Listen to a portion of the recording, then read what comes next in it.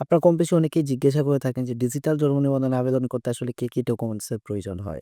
এখানে সাধারণত ৩ ধরনের ডকুমেন্টস এর প্রয়োজন হয়। তার মধ্যে একটি হচ্ছে পিতামাতা প্রমাণের ডকুমেন্টস, তার মধ্যে ২ নাম্বারটি হচ্ছে বয়স প্রমাণের ডকুমেন্টস, আর ৩ নাম্বারটি হচ্ছে স্থায়ী ঠিকানা প্রমাণের ডকুমেন্টস।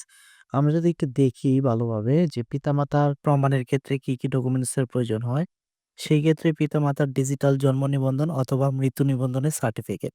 এখানে যাদের বয়স হচ্ছে ১-১-২০০০ এর পর তাদের ক্ষেত্রে অবশ্যই বাধ্যতামূলক পিতামাতার ডিজিটাল জন্ম নিবন্ধন অথবা মৃত্যু নিবন্ধনের সার্টিফিকেট থাকতে হবে। অন্যথায় আগে পিতামাতার ডিজিটাল জন্ম নিবন্ধন অথবা মৃত্যু নিবন্ধনের সার্টিফিকেটের আবেদন করতে হবে। তারপর নিজের ডিজিটাল জন্ম নিবন্ধনে আবেদন করতে পারবেন।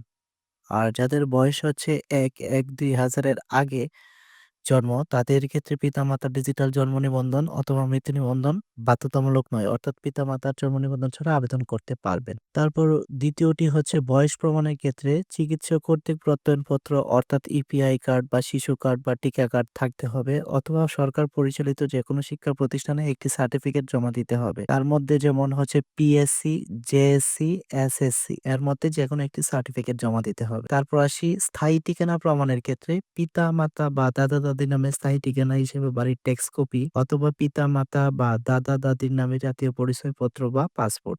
অবশ্যই স্থায়ী ঠিকানা উল্লেখ থাকতে হবে।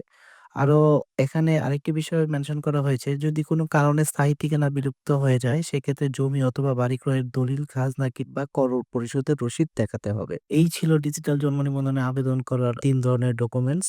আপনারা চাইলেই ঘরে বসেই অনলাইনে আবেদন করতে পারবেন। কিভাবে আবেদন করবেন সেটি পরবর্তীতে দেখানো হবে।